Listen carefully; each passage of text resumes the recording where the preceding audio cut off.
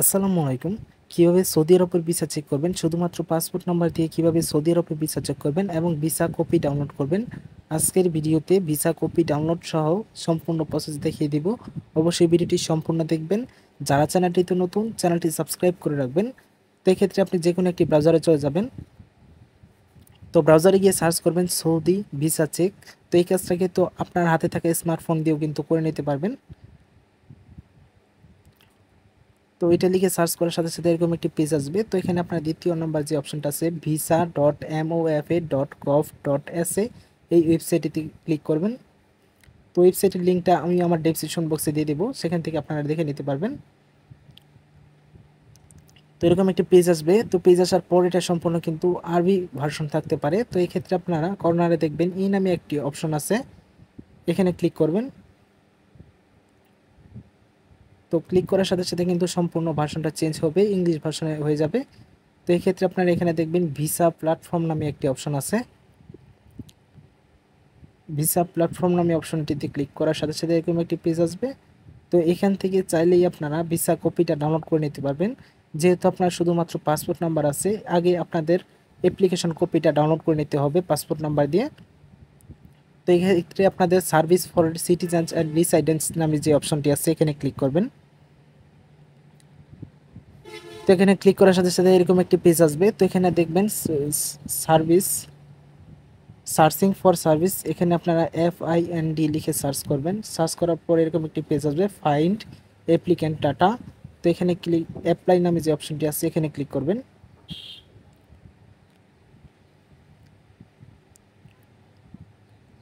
তো এটা ক্লিক করার সাথে সাথে এরকম একটি পেজ আসবে।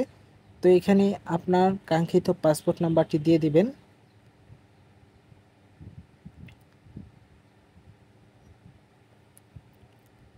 তো এখানে আপনার পাসপোর্ট নাম্বারটি দেওয়া হলে পাশে এখানে ন্যাশনালিটি সিলেক্ট করবেন, এখানে বাংলাদেশ সিলেক্ট করবেন। তো এখানে ভিসা টাইপ সিলেক্ট করবেন।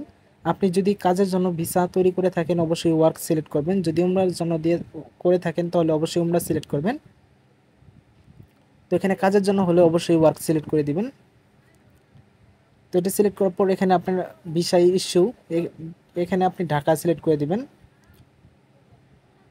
এটা ভিসা ইস্যু মানে যেখান থেকে আপনার ভিসাটি প্রদান করা হয়েছে। তো এখানে আপনার ইমেজ কোডটা এখানে টাইপ করে দিবেন। টাইপ করে দেওয়ার পর সার্চ অপশনে ক্লিক করবেন। তো সার্চ অপশনে ক্লিক করার সাথে সাথে আপনার ভিসা অ্যাপ্লিকেশন যে কপিটা আছে সেটা কিন্তু শো করবে এখানে। তো দেখতেই পাচ্ছেন এখানে কিন্তু অ্যাপ্লিকেশন কপিটা শো করছে। এখান থেকে আপনারা কর্নারে দেখবেন অ্যাপ্লিকেশন নাম্বার একটি আছে। তো এই অ্যাপ্লিকেশন নাম্বারটি আপনারা কপি করে নেবেন। তো চাইলে আপনারা এটাও কিন্তু সেভ করে নিতে পারবেন। তো এখানে দেখবেন অ্যাপ্লিকেশন নাম্বার, এটা কিন্তু আপনারা কপি করে নেবেন। তো এটা দিয়ে এবং পাসপোর্ট নাম্বার দিয়ে ভিসা কপিটা ডাউনলোড করা যাবে। তো এই ক্ষেত্রে আপনি ব্যাগে চলে আসবেন, আবার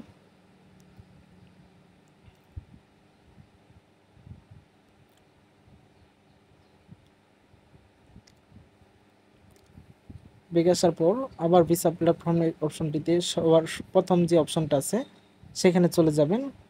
চলে যাওয়ার পর এখানে ভিসা অ্যাপ্লিকেশন নাম্বারটায় যে অপশনটা আছে এখানে সিলেক্ট করার পর যেটা অ্যাপ্লিকেশন নাম্বার কপি করা হলো সেটা পেস্ট করে দিবেন এবং আপনার পাসপোর্ট নাম্বারটি এখানে দিয়ে দিবেন।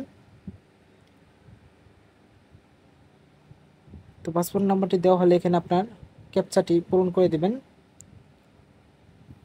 তারপরে সার্চ অপশনে ক্লিক করবেন। সার্চ অপশন ক্লিক করার সাথে সাথে আপনার যে ভিসা কপিটা আছে সেটা কিন্তু শো করবে। দেখতেই পাচ্ছেন ভিসা কপিটা কিন্তু অলরেডি শো করছে। তো এটাই হলো আপনার মূল ভিসা, যেটা ভিসা। তো এটা যদি অনলাইনে না থাকে অবশ্যই বুঝে নেবেন আপনার ভিসা তৈরি হয় নাই। তো এটা যেহেতু অনলাইনে আছে তো অবশ্যই বুঝে নেবেন যে আপনার ভিসাটি তৈরি হয়ে গেছে এবং ভিসাটি অরিজিনাল। তো যাদের আমার ভিডিওটি ভালো লাগবে অবশ্যই ভিডিওতে লাইক করবেন, যারা চ্যানেলটিতে নতুন চ্যানেলটি সাবস্ক্রাইব করে রাখবেন।